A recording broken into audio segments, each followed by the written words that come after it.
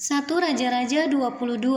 Ahab memerangi Ramot Gilead. Nabi Tuhan berhadapan dengan nabi-nabi palsu. 3 tahun lamanya orang tinggal aman dengan tidak ada perang antara Aram dan Israel. Pada tahun yang ketiga, pergilah Yosafat Raja Yehuda kepada Raja Israel. Berkatalah Raja Israel kepada pegawai-pegawainya, "Tahukah kamu bahwa Ramot Gilead sebenarnya milik kita? Tetapi kita tinggal diam saja dan tidak merebutnya dari tangan Raja negeri Aram." Lalu katanya kepada Yosafat, Maukah engkau pergi bersama-sama aku untuk memerangi Ramot Gilead?" Jawab Yosafat kepada Raja Israel, "Kita sama-sama, aku dan engkau, rakyatku dan rakyatmu, kudaku dan kudamu." Tetapi Yosafat berkata kepada Raja Israel, "Baiklah, tanyakan dahulu firman Tuhan." Lalu Raja Israel mengumpulkan para nabi, kira-kira 400 orang banyaknya. Kemudian bertanyalah ia kepada mereka, "Apakah aku boleh pergi berperang melawan Ramot Gilead atau aku membatalkannya?" Jawab mereka, "Majulah, Tuhan akan menyerahkannya ke dalam tangan raja." Tetapi Yosafat bertanya, "Tidak adakah lagi di sini seorang nabi Tuhan supaya dengan perantaraannya kita dapat meminta petunjuk?" Jawab Raja Israel kepada Yosafat, "Masih ada seorang lagi yang dengan perantaraannya dapat diminta petunjuk Tuhan. Tetapi aku membenci dia, sebab tidak pernah ia menubuatkan yang baik tentang aku, melainkan malapetaka. Orang itu ialah Mikha bin Yimla," kata Yosafat.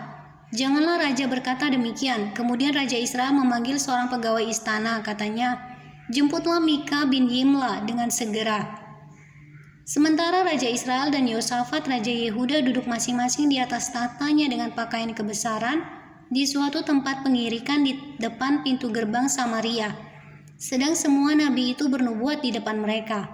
Maka Zedekia bin Kenaana membuat tanduk-tanduk besi lalu berkata, "Beginilah firman Tuhan, dengan ini engkau akan menanduk Aram sampai engkau menghabiskan mereka." Juga semua nabi itu bernubuat demikian, katanya, "Majulah ke Ramot Gilead dan engkau akan beruntung. Tuhan akan menyerahkannya ke dalam tangan raja." Suruhan yang pergi memanggil Mikha itu berkata kepadanya, "Ketahuilah, nabi-nabi itu sudah sepakat meramalkan yang baik bagi raja. Hendaklah engkau juga berbicara seperti salah seorang daripada mereka dan meramalkan yang baik." Tetapi Mikha menjawab, "Demi Tuhan yang hidup, sesungguhnya apa yang difirmankan Tuhan kepadaku, itulah yang akan kukatakan." Setelah ia sampai kepada raja, bertanyalah raja kepadanya, "Mikha, apakah kamu boleh pergi berperang melawan Ramot Gilead atau kami membatalkannya?" Jawabnya kepadanya, "Majulah dan engkau akan beruntung, sebab Tuhan akan menyerahkannya ke dalam tangan raja." Tetapi raja berkata kepadanya, "Sampai berapa kali aku menyuruh engkau bersumpah, supaya engkau mengatakan kepadaku tidak lain dari kebenaran demi nama Tuhan?" Lalu jawabnya, "Telah kulihat seluruh Israel bercerai-berai di gunung-gunung seperti domba-domba yang tidak mempunyai gembala. Sebab itu Tuhan berfirman, mereka ini tidak punya Tuhan. Baiklah, masing-masing pulang ke rumahnya dengan selamat." Kemudian Raja Israel berkata kepada Yosafat, "Bukankah telah kukatakan kepadamu, tidak pernah ia menubuatkan yang baik tentang aku, melainkan hanya malapetaka?" Kata Mikha, "Sebab itu dengarkanlah firman Tuhan. Aku telah melihat Tuhan sedang duduk di atas tahtanya, dan segenap tentara sorga berdiri di dekatnya, di sebelah kanannya dan di sebelah kirinya. Dan Tuhan berfirman, siapakah yang akan membujuk Ahab untuk maju berperang supaya ia tewas di Ramot Gilead?" Maka yang seorang berkata begini, yang lain berkata begitu. Kemudian tampillah suatu roh, lalu berdiri di hadapan Tuhan. Ia berkata, aku ini akan membujuknya." Tuhan bertanya kepadanya, "Dengan apa?" Jawabnya, "Aku akan keluar dan menjadi roh dusta dalam mulut semua nabinya."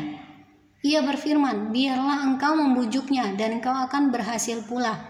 Keluarlah dan perbuatlah demikian, karena itu sesungguhnya Tuhan telah menaruh roh dusta ke dalam mulut semua nabimu ini. Sebab Tuhan telah menetapkan untuk menimpakan malapetaka kepadamu." Sesudah itu tampillah Zedekia bin Kenaana, ditamparnyalah pipi Mikha serta berkata, "Mana boleh roh Tuhan pindah daripadaku untuk berbicara kepadamu?" Tetapi Mika menjawab, sesungguhnya engkau akan melihatnya pada hari engkau lari dari satu kamar ke kamar yang lain untuk menyembunyikan diri. Berkatalah Raja Israel, tangkaplah Mika, bawa dia kembali kepada Amon penguasa kota dan kepada Yoas anak raja. Dan katakan, beginilah titah raja, masukkan orang ini dalam penjara dan beri dia makan roti dan minum air serba sedikit sampai aku pulang dengan selamat. Tetapi jawab Mika, jika benar-benar engkau pulang dengan selamat, tentulah Tuhan tidak berfirman dengan perantaraanku. Lalu disambungnya, dengarlah hai bangsa-bangsa sekalian. Sesudah itu majulah Raja Israel dengan Yosafat Raja Yehuda ke Ramot Gilead. Raja Israel berkata kepada Yosafat, aku akan menyamar dan masuk pertempuran. Tetapi engkau pakailah pakaian kebesaranmu, lalu menyamarlah Raja Israel. Kemudian masuk ke pertempuran. Adapun Raja negeri Aram telah memberi perintah kepada para panglima pasukan keretanya, 32 orang banyaknya demikian.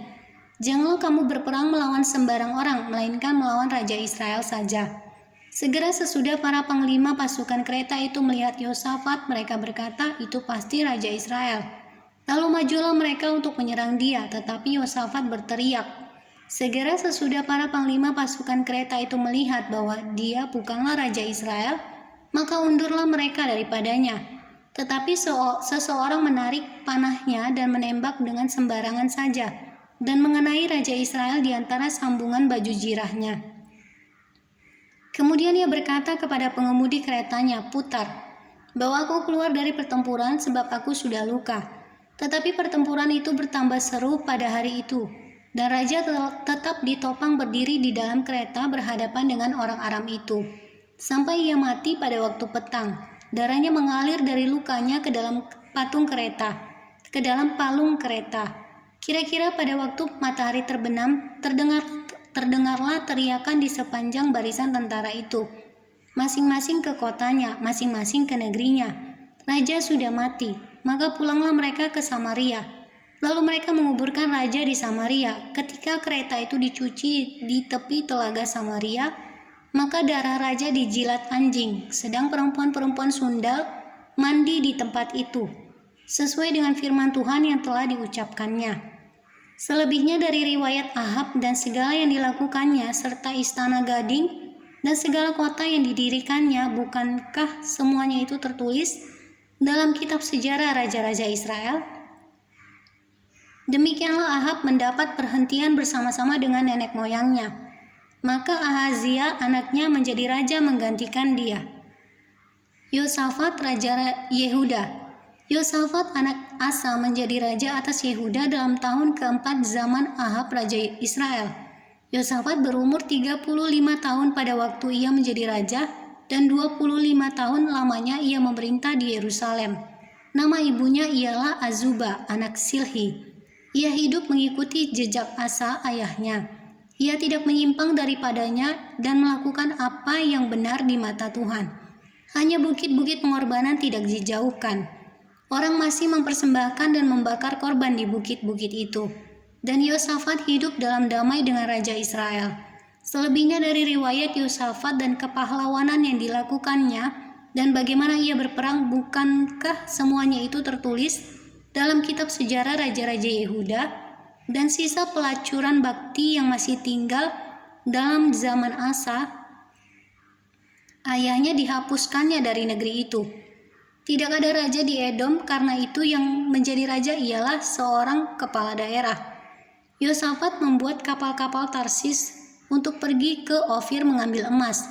Tetapi kapal-kapal itu tidak jadi pergi ke sana, sebab kapal-kapal itu pecah di Ezion Geber.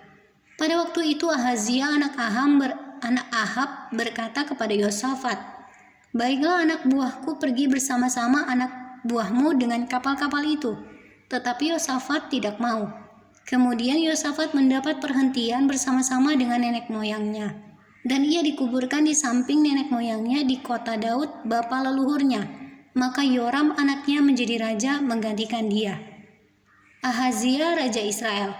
Ahazia anak Ahab menjadi raja atas Israel di Samaria dalam tahun ke-17 zaman Yosafat Raja Yehuda, dan ia memerintah atas Israel 2 tahun lamanya. Ia melakukan apa yang jahat di mata Tuhan dan hidup menurut kelakuan ayahnya dan ibunya dan Yerobeam bin Nebat, yang telah mengakibatkan orang Israel berdosa. Ia beribadah kepada Baal dan sujud menyembah kepadanya, dan dengan demikian ia menimbulkan sakit hati Tuhan Allah Israel, tepat seperti yang dilakukan ayahnya.